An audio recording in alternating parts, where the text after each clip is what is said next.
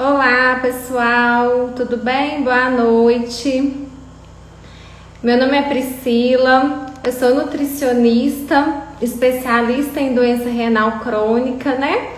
Trabalho na equipe da doutora Janice e hoje, né, a gente tem uma convidada que é assistente social para falar um pouquinho sobre.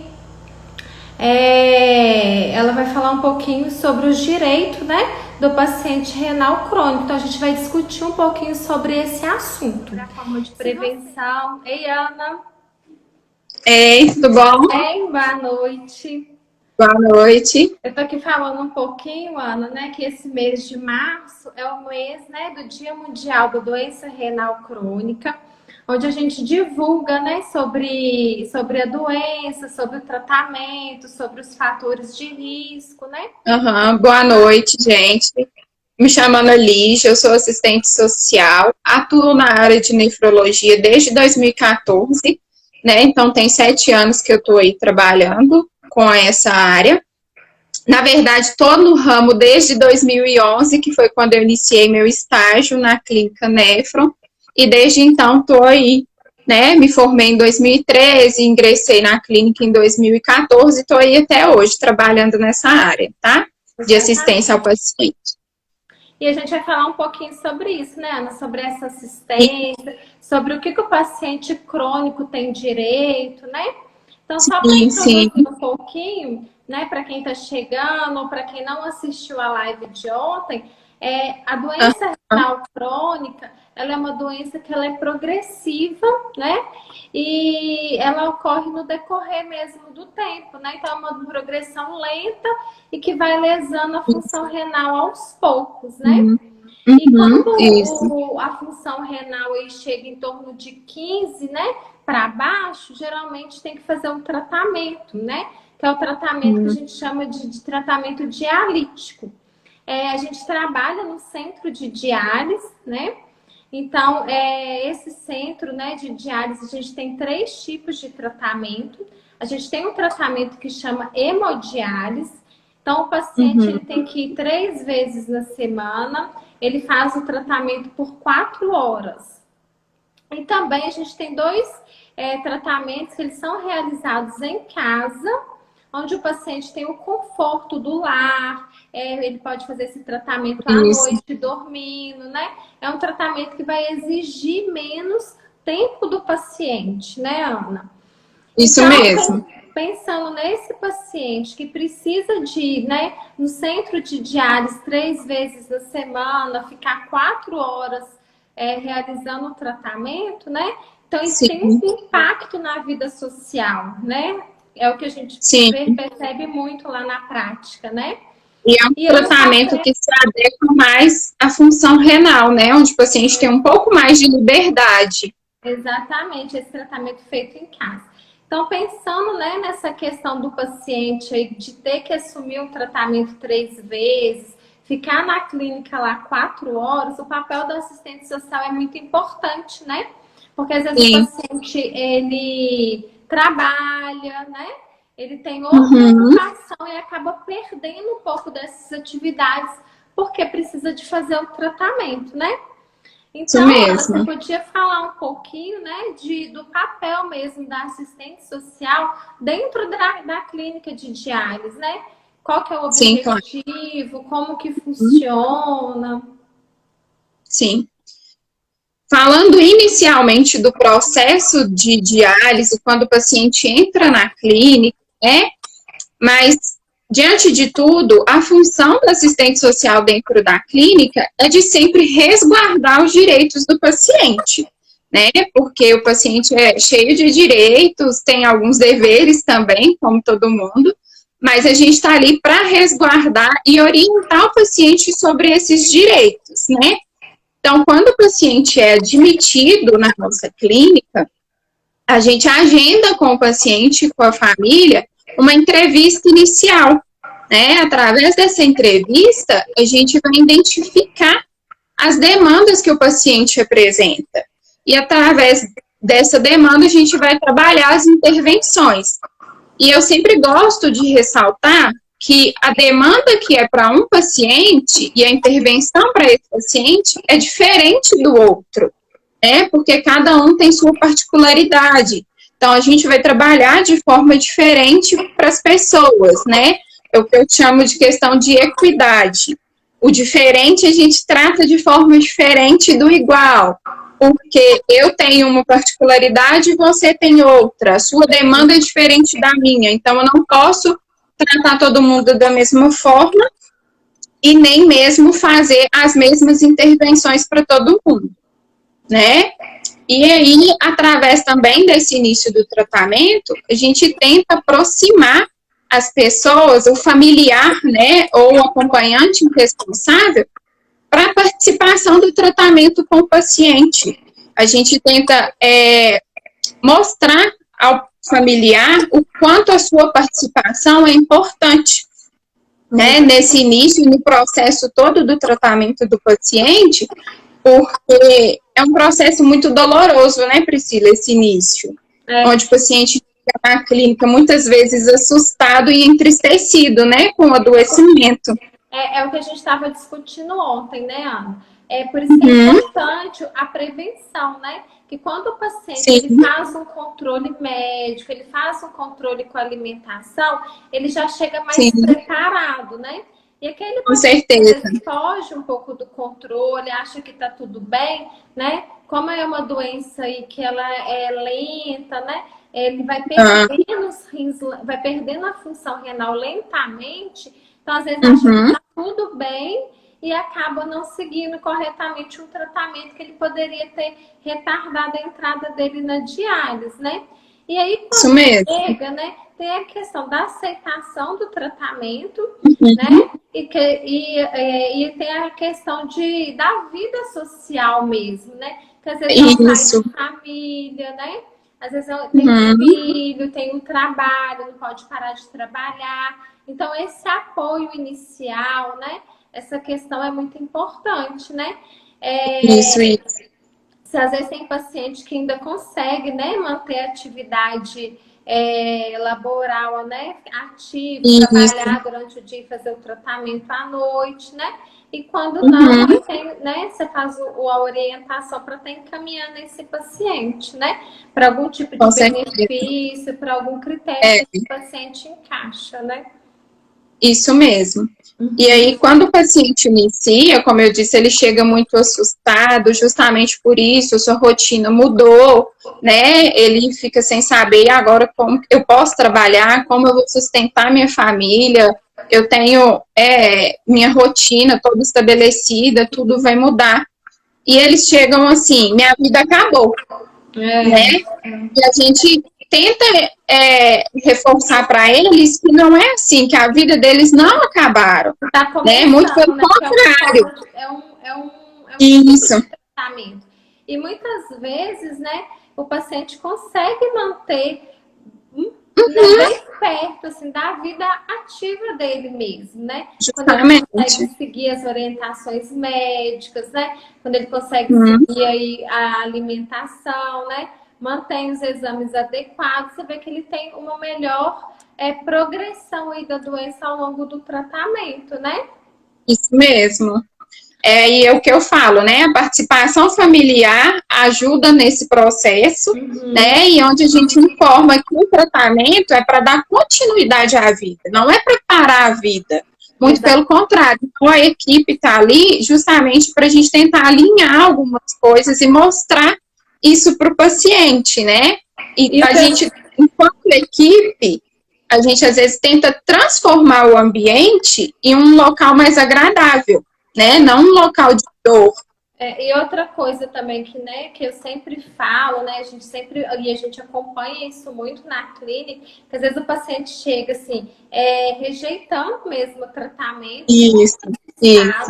Às vezes chega debilitado, às vezes precisa até de um auxílio para poder andar. E ele começa o tratamento, ele tem uma melhora e ele passa a amar o tratamento, a agradecer por ter o tratamento, né? Isso. Então, a gente já presenciou esse paciente que às vezes chega na cadeira de roda, todo debilitado, sem conseguir fazer as atividades dele, e depois ele melhora tanto que ele consegue voltar a trabalhar, ele consegue ter uma vida mais ativa, né?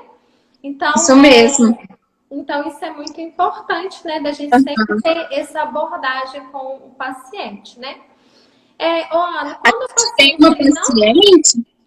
o paciente a gente tem uma paciente, Priscila, que ela fala comigo que ela vê a máquina como sua melhor amiga. Ela não vê a máquina como sua inimiga, o tratamento como seu inimigo, porque é ele que proporciona a continuidade da sua vida. Então, ela é a melhor amiga, a companheira da vida dela, né? E assim, ela vai ter uma vida mais próxima do normal. O tratamento conservador é o tratamento que o paciente ele tem uma alteração da função renal, mas ele ainda não precisa de dialisar. Então, com a alimentação, uma mudança de estilo de vida, medicação, esse paciente consegue viver, né, bom tempo aí sem precisar do tratamento. No caso desse paciente que ainda não precisa do tratamento dialítico, ele já tem uma alteração da função renal. Ele tem algum direito a algum benefício, assim? Ele se encaixa em alguma coisa ou ele não tem direito a nada? Ainda não tem direito, né? Porque o direito já é para o paciente em tratamento, né? Em hemodiálise. Para quem ainda está em tratamento conservador, a maioria consegue ter uma vida bem próxima do normal, né, tirando o uso das medicações, e da restrição com alguns alimentos, ele não tem nenhum outro direito, a não ser, assim, farmácia popular, né, pegar medicamento em secretaria de saúde, que isso todo mundo tem, né, mas direito para paciente renal ele ainda não tem. Ele só tem o direito quando ele começa mesmo a fazer o tratamento dialítico, né? Isso mesmo. Quem tá em tratamento... Abaixa um pouquinho o volume do seu áudio. Tá.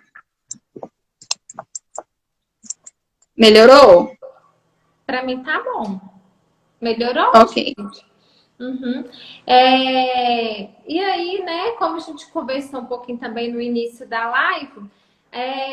quando o paciente ele precisa de fazer o tratamento dialítico, né? A gente tem 3 tipos de tratamento. A hemodiálise, né? Que é essa que o paciente ele tem que ir no centro para fazer, né? Ele faz 3 vezes na semana e 4 horas. A gente tem o tratamento que chama de diálise peritoneal, que esse tratamento é feito em casa. Como é um tratamento feito em casa, o paciente tem uma maior liberdade, tanto para alimentar, porque essa diálise ela é feita todos os dias, né? Então, ela elimina mais as substâncias tóxicas. Então, se o paciente quiser viajar, quiser passear, ele tem uma maior liberdade, né, Ana? Isso mesmo. E o paciente que faz hemodiálise, que ele precisa de manter o tratamento dele em dia, né? Ele precisa de ir à clínica aí 3 vezes na semana. E se ele precisar de viajar, né? Em algum período, ou um período mais longo, ou um período mais curto, assim, ele consegue? Sim, consegue. O paciente em hemodiálise, Priscila, tem um programa que se chama Hemodiálise em Trânsito, que é o programa que possibilita as viagens dos nossos pacientes. Como que funciona esse programa? Eu sempre oriento o paciente a procurar o assistente social da clínica, pelo menos com 30 dias de antecedência. Esse é o prazo mínimo, viu, gente? Porque é um processo de negociação, um trâmite demorado. Então, às vezes, a gente pede 30 dias para conseguir uma resposta em tempo hábil, né? Esse processo funciona da seguinte forma: o paciente me repassa o nome da cidade para onde ele tem interesse de ir e o período que ele quer viajar. Eu faço contato nessa clínica, nessa cidade que ele quer ir, ou um local próximo, porque nem todas as cidades ainda têm hemodiálise, né? Ainda tem esse dificultador. Quando a cidade não tem hemodiálise? Aí a gente procura cidades próximas. Procura cidades próximas se o paciente tiver interesse de ir naquele lugar, né? Que às vezes também fica longe, aí ele fala que não é viável e acaba desistindo da viagem. Mas aí a gente faz contato na clínica, eu procuro o responsável por receber pacientes em trânsito, e pergunto qual a documentação que aquele local necessita para a gente fazer a solicitação, porque cada local pede um tipo de documentação, né? Exames do paciente, relatório médico, documentação pessoal, e aí cada paciente tem a sua particularidade, uns têm convênios, outros é SUS, e aí acaba que o trâmite é um pouquinho diferente, porque quem é SUS, às vezes eu tenho que fazer contato direto na Secretaria de Saúde, e não na clínica diretamente. Então, eu sempre faço contato no local e informo o período que o paciente quer a hemodiálise. E eles que vão verificar essa disponibilidade de vaga, porque depende do serviço ter vaga disponível naquele período para aceitar o nosso paciente. Então, aí fica difícil, né? Eu falo com o paciente que é um processo bem difícil, porque não depende da clínica enquanto solicitante, depende do local ter a vaga. Por isso, a diálise peritoneal tem essa liberdade, tem essa facilidade, porque o paciente acaba pegando seu material e sua máquina e viajando, né? Ele não e a hemodiálise de uma vaga, né? Não sei. Isso, justamente. E assim, a gente consegue fazer tanto para o paciente que é SUS, quanto para o paciente que é convênio, né? Isso mesmo. Né? E tem algum lugar assim que é mais difícil, que é mais fácil, assim, que eles pedem? Olha, hoje a região que a gente encontra mais dificuldade de solicitar, independente de ser convênio ou SUS, é o Espírito Santo. O estado do Espírito Santo é um dos locais que a gente tem encontrado mais dificuldade. E acaba que, como é um local próximo para a gente aqui, né, o pessoal acaba pedindo muito para a região do Espírito Santo e a gente acaba encontrando muita dificuldade, né? Agora, um local que não tem sido tão difícil, mas assim, o pessoal sempre pede muito, é particular ou convênio, é Cabo Frio, que também é próximo e o pessoal gosta muito de ir.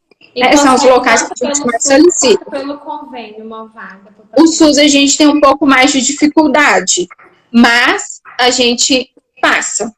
Sempre passa o pedido e eles analisam. Se não conseguir em Cabo Frio, eles passam em outra cidade, né? Cidade próxima, Araruama, Rio Bonito, que fica mais ou menos 1 hora e meia longe de Cabo Frio, e aí os pacientes acabam aceitando. Então, assim, o paciente, né, ele fazendo o tratamento de hemodiálise, ele pode, né, ter uma vida praticamente normal, né, Ana? Só se programar a viagem, né? Fazer essa solicitação e se tiver vaga ele é atendido, aí ele vai, mantém o tratamento dele durante a viagem e quando voltar ele retorna para a clínica e continua o tratamento da mesma forma. Mesmo ele ficando ausente da clínica de origem dele, ele não vai perder a vaga, né? Não, ele tem a vaga garantida. Foi até bom você tocar nesse assunto, que a gente informa para o paciente que o período máximo que a gente consegue também segurar a vaga dele é por 30 dias. Passou de 30 dias, é considerado transferência e não hemodiálise em trânsito.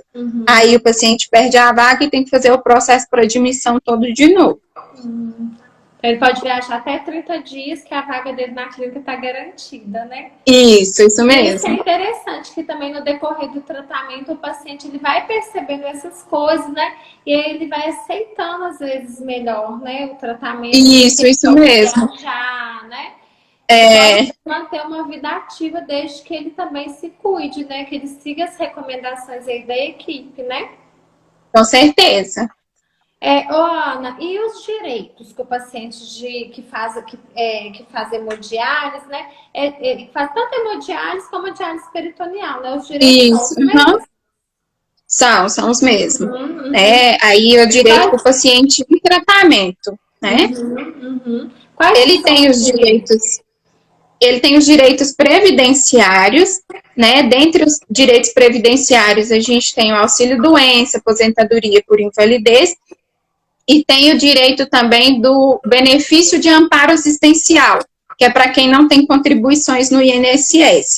Aí eu vou explicar direito o que é cada um, para ficar mais fácil da pessoal entender, tá? E eu falo que também o paciente em hemodiálise, ele tem todos esses direitos, mas o fato dele estar em hemodiálise não garante ele a concessão desses direitos, né? Porque todos os direitos têm os critérios. E se o paciente não tiver dentro dos critérios estabelecidos, ele não vai conseguir, né? Então, só a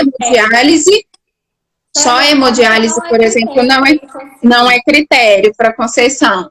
Por exemplo, para quem vai solicitar o auxílio-doença, né? O auxílio-doença, ele é um benefício concedido a um segurado do INSS, a pessoas que fazem contribuições ao INSS, e no momento ele está impedido de trabalhar, né? Seja por acidente ou por doença. Então, ele vai estar com um atestado aí de, no mínimo, 15 dias, né? Tem que ser um atestado por mais de 15 dias para ele dar entrada no INSS pelos canais de comunicação, seja pelo site ou pelo telefone, né, que liga no 135, para fazer essa solicitação. Então, ele tem que ter alguns requisitos, por exemplo, ter no mínimo 12 meses de contribuição, né, para tentar o benefício.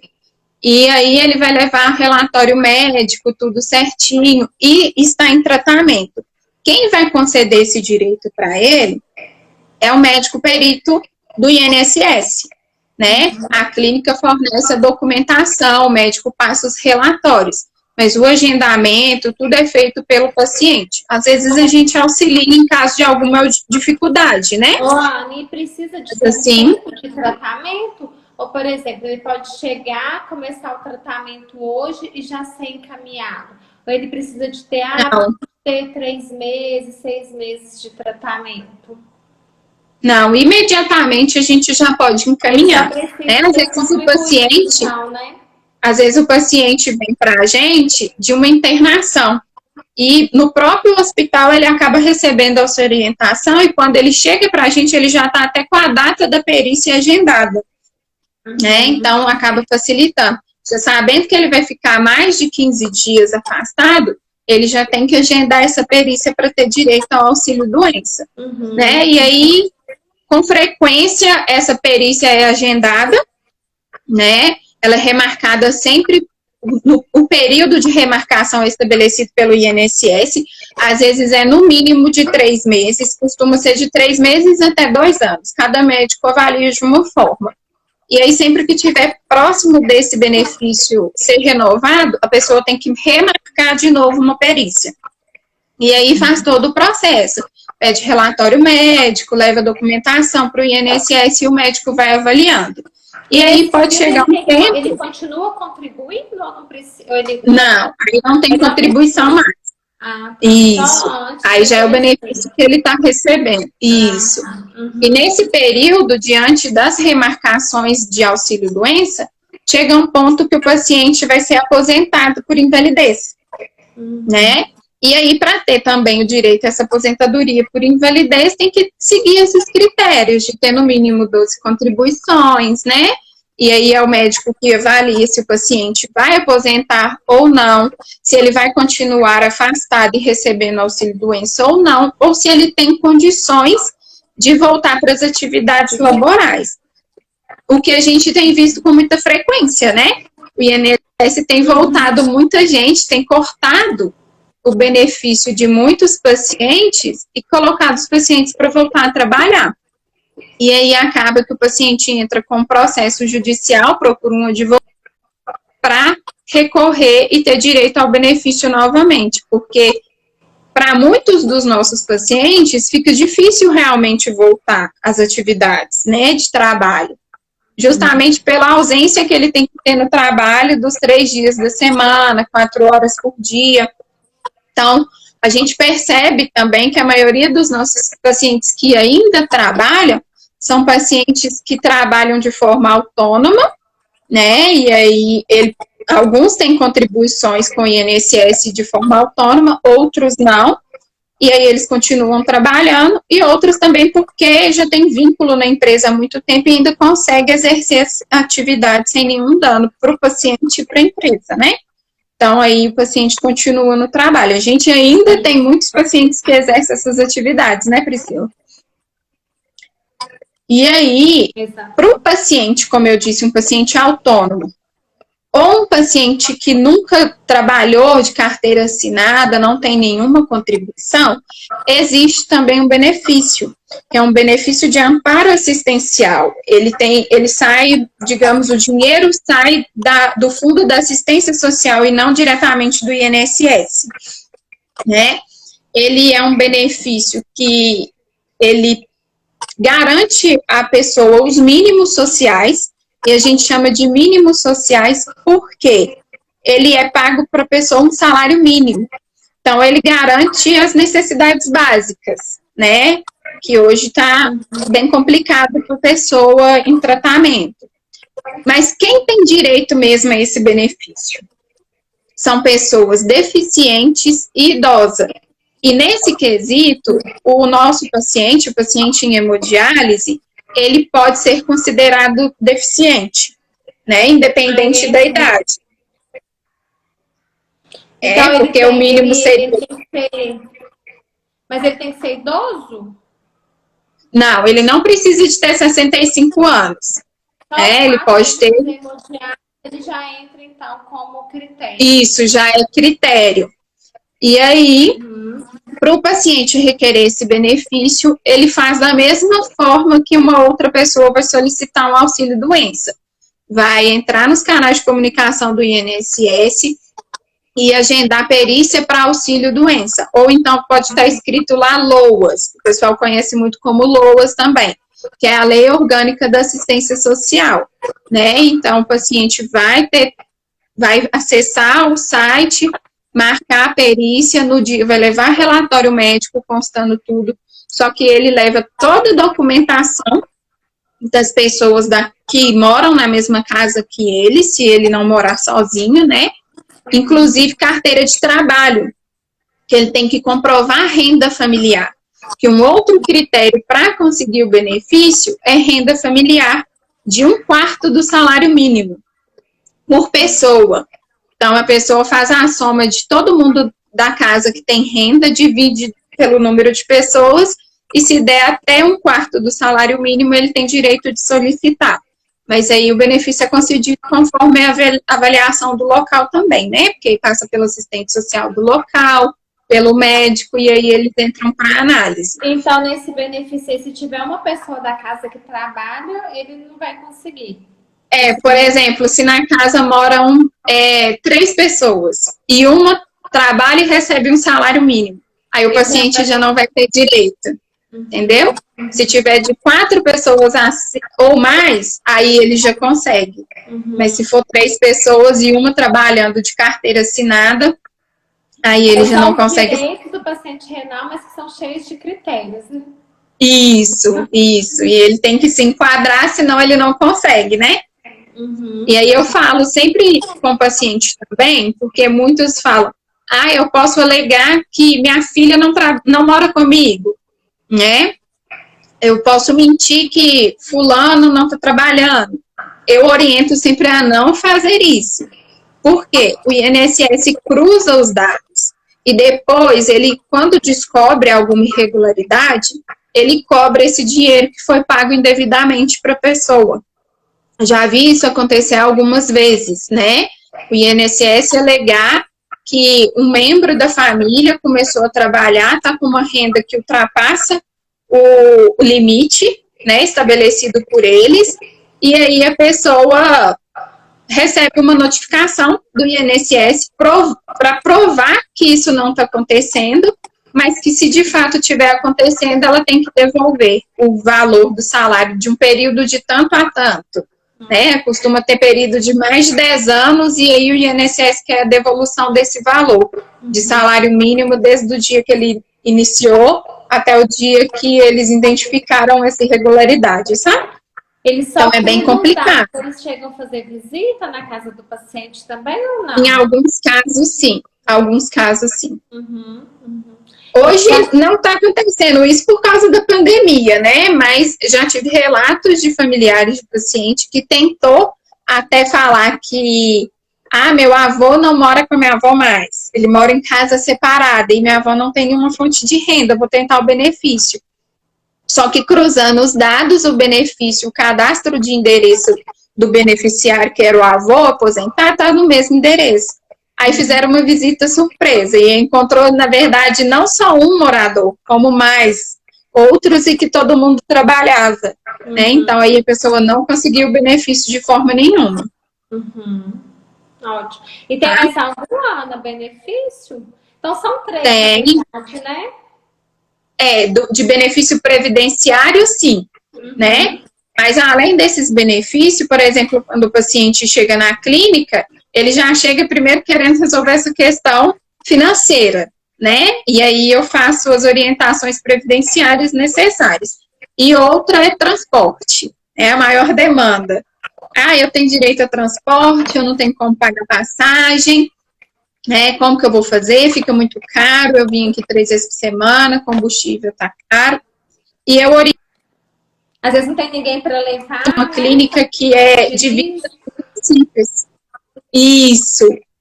E é divisa de municípios, né, Priscila, onde a gente trabalha. Então, ali está Contagem, Belo Horizonte, Ibirité, tudo muito próximo. Então, a gente atende pacientes de todas essas regiões. E isso acaba sendo um fator dificultador para o paciente. Por quê? O paciente de Belo Horizonte que faz o tratamento com a gente, pelo fato da nossa clínica estar inserida no município de Contagem, eu não consigo encaminhamento de transporte de prefeitura e nem passe livre. Por quê? O município de Contagem, ele não tem passe livre. É o cartão de gratuidade que dá direito ao paciente a andar de ônibus sem pagar passagem. E Contagem não tem esse benefício. A Contagem não tem? Isso. Não, só para o paciente idoso.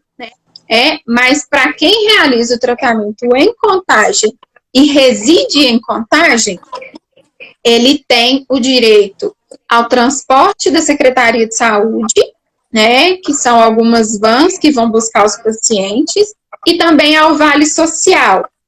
Contagem está bem antiquado, isso não evoluiu, não progrediu ainda, que é aquele vale de papel antigo, né? Algumas pessoas mais jovens nem vai lembrar, como eu, não lembro não, tá? Só sei porque eu distribuo para os pacientes, mas senão eu não saberia, tá, gente? E aí, é aquele vale antigo de papel que é distribuído mensalmente para o paciente, né? Eu faço o encaminhamento através do formulário específico da prefeitura, eu encaminho para o SAMU de Contagem, que é o órgão responsável por gerenciar o transporte dos pacientes moradores de Contagem, né? E aí, o paciente, ele vai passar por uma avaliação do local, critério de renda também, sabe? No máximo, um salário mínimo per capita por pessoa da casa, isso daí dá direito a mais, né? A pessoa, se for 5 pessoas na casa, cada uma com um salário mínimo, ele ainda tem direito, né? Ou então, outra recebendo um pouco mais e menos pessoas, ele ainda consegue ter direito ao Vale Social. E para ser inserido no transporte da prefeitura, que são as vans que buscam em casa, ou que Kombi, né, deixa na clínica, busca na clínica, leva para casa, a gente faz um novo encaminhamento também, que tem um formulário específico da prefeitura e do SAMU. Quando eles recebem esse encaminhamento, o paciente recebe uma visita da assistente social e da enfermeira do local, porque eles vão conhecer a realidade do paciente. Vai ver onde que ele mora, qual a rota que é, né? Porque tem as rotas de transporte para encaixar o paciente. E qual tipo de transporte que ele precisa? Ele pode ir numa van? Ele consegue ir numa van? Ou ele precisa de uma ambulância? Esse paciente precisa de ir acompanhado ou ele pode ir sozinho, né? Hoje, o que eu falo com o paciente, a gente sempre faz os encaminhamentos quando o paciente tem um critério estabelecido pela prefeitura, mas, assim, é muito difícil do paciente ser incluído de forma rápida, porque a oferta de vagas é muito menor do que a demanda de pacientes que necessitam de atendimento. Então, o município nunca consegue atender de forma ágil a quantidade de paciente que precisa para fazer o tratamento, né? Até porque a gente não tem uma clínica só no município, tem outra clínica, então são muitos pacientes em tratamento e que necessitam também do transporte. Então, a gente hoje está com uma fila de espera muito grande, né? Mas sempre que possível a gente conversa com o pessoal, pede uma prioridade. Quando o pessoal também faz a visita e eles identificam a necessidade do paciente, eles colocam o paciente como prioridade e assim que surgir vaga, eles já incluem, né? Então, é sempre... período também que não consegue o transporte, né? Aí, no caso, a família tem que assumir, né? Tem que levar o paciente, né? Porque ele também não pode deixar de fazer o tratamento, né? Justamente, a família tem que se responsabilizar. A família e o paciente, às vezes, que consegue, né, ir sozinho, tem que se responsabilizar pelo transporte, porque ele não pode faltar ao tratamento, né? E aí, eu sempre oriento isso para a família também, né? E também tem o TFD, que é chamado de tratamento fora do domicílio, que são para pacientes onde o município dele não tem o tratamento para ele, né? No caso, a gente atende pacientes de Birité, Sarzedo, tem paciente de Mário Campos, Brumadinho. Esses pacientes,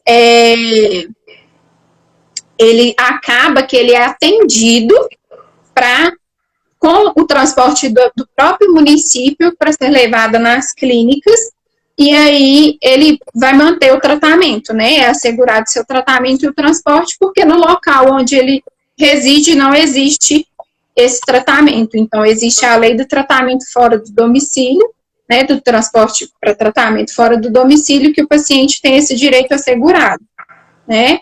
Agora, se, por exemplo, um paciente de Belo Horizonte, que faz tratamento conosco, e ele tenta um transporte, ele já não consegue, porque no município dele tem tratamento e ele que optou por ficar com a gente, né? Então, são escolhas do paciente nesse caso. Ou ele fica com a gente, ou ele vai ter que precisar ser transferido para ele conseguir esse benefício no município dele, né? Se ele realmente precisar do atendimento do transporte, aí ele necessita de ser transferido para o município onde ele reside. E aí ele inicia o processo. Tem mais algum Tem, em relação a transportes assim, tem o passe livre interestadual, que é o passe que dá direito ao paciente, né, em hemodiálise, viajar de um estado para outro de forma gratuita, né? Também tem o critério de renda, que é de um salário mínimo por pessoa da família, mas esse passe livre é um passe super tranquilo de ser solicitado. Hoje em dia, a gente tem solicitado ele até pela internet, pelo site do Ministério do Transporte mesmo, né? E aí tem todo o passo a passo certinho. Tem os formulários necessários para ser preenchido. O formulário médico, por exemplo, eu imprimo, peço o médico para preencher, vou fazer o scanner da imagem, gero o arquivo e encaminho. Eu consigo anexar no próprio site esse arquivo e aí pede foto e outros documentos pessoais do paciente e outros dados. A gente vai preenchendo conjuntamente com o paciente, encaminha, assim que é aprovado, o paciente recebe o passe na sua própria casa. E aí, sempre que ele vai fazer alguma viagem, ele utiliza o passe para não pagar passagem, né? É bem bacana esse passe. E aí, também, Priscila, eu falo com o paciente que ele tem mais outros direitos, por exemplo, na isenção de imposto de renda, né? Que é esse aí, o paciente que tem uma renda mais elevada e acaba pagando muito, ele sempre se interessa por ele. Mas ele só tem direito de solicitar o paciente que é aposentado. Quem recebe outros tipos de benefício, tipo auxílio-doença, ainda não consegue. Um dos critérios é o paciente ser aposentado, sabe? Então, se ele estiver trabalhando também, ele não vai ter esse direito. Não. Aí, ele pode até tentar, às vezes, direto, porque ele pega o relatório médico e aí ele leva esse relatório juntamente na sua fonte pagadora. Por exemplo, se a pessoa recebe no INSS, ele vai direto ao INSS para tentar a isenção de imposto de renda. Aí ele para de pagar o imposto de renda e tem isenção também no desconto em folha, né? Então, ele não vai pagar mais nada. Mas ele tem que ser aposentado. O outro paciente, ele pode tentar com seu contador, né? Mas não é garantido. Já conheci algumas pessoas que conseguiram há muito tempo atrás. Hoje está mais restrito, né? As leis estão ficando cada vez mais... Isso, justamente. E aí acaba sendo excludente, né, para os pacientes. É igual também o direito de compra de veículo compra de automóvel, né, com desconto, né? Tem gente que consegue desconto de até 30%. É um desconto muito bom. Pacientes lá na clínica que compraram. Sim, a gente tem diversos. Isso. Mas aí ele tem alguns critérios também, né? Primeiro a pessoa vai na Receita Federal ou então no site da Receita Federal e pega os formulários, os documentos que eles solicitam. Mas hoje, eles informam que um dos principais critérios para você conseguir é você ter a carteira de motorista especial, né? Porque aí já é um passo à frente para você conseguir comprar o carro com desconto, porque seria, digamos, um carro para deficiente, né? Ele e é aí, deficiente, né? O desconto. O formulário dá direito, na lei, dá direito ao paciente renal fazer essa solicitação, o renal crônico em hemodiálise, fazer essa solicitação. Porém, o próprio formulário da Receita Federal é excludente, porque no campo das opções de deficiência não tem a doença renal. E aí o médico acaba tentando enquadrar alguma coisa pelo fato do paciente ter a fístula, né? Que aí ele tem limitação do uso do braço, e aí o médico enquadra naquilo ali, né? Então, o próprio formulário acaba excluindo o paciente, às vezes tirando seu direito, e isso tem dificultado muito o paciente de conseguir esse benefício, né? O que para muitos pacientes é super válido, porque o paciente às vezes consegue trocar de carro, tem um carro automático, o que facilita ele ir para a clínica, né? Não precisa de fazer movimentos bruscos com o braço, né? Porque vai ter uma direção mais leve, tudo isso. O paciente fica... É o que a gente mais tem de solicitação, né? Mas ele é bem excludente. Então, se a pessoa tem essa carteira de motorista especial, ele já tem um passo à frente para conseguir a isenção do imposto, né? E para conseguir essa carteira especial, ele tem que marcar no Detran uma perícia também, e o perito do Detran que vai avaliar, aí ele leva um relatório médico também, né, bem detalhado, e o perito que vai avaliar se ele realmente tem necessidade de ter essa carteira especial, né? A maioria tem conseguido. Então, se ele tiver a carteira, é um facilitador para ele conseguir esse desconto na hora da compra do carro. E essa Isso carteira, mesmo. assim, por ele ser paciente renal, ele tem uma facilidade também maior para estar conseguindo, né? Isso mesmo. E aí tem pacientes que não têm carteira também e acaba tentando comprar e coloca algum familiar como condutor responsável, né? E aí ele já tenta o passo direto com a Receita Federal, não passa pelo Detran. Mas existe todas essas possibilidades. O paciente se enquadrando em todos os critérios que essas leis solicitam, o paciente tem diversos direitos, sim. Tá?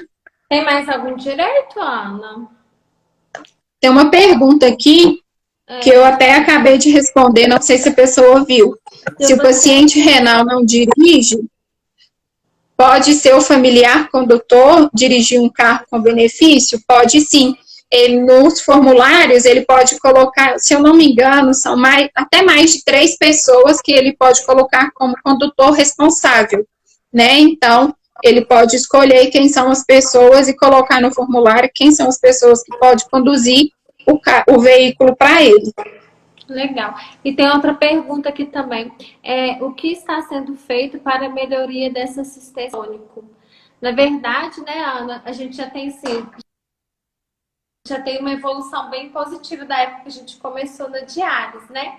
E hoje eles têm uma associação que é bem forte, né? Você quer falar um pouquinho dessa associação? Isso.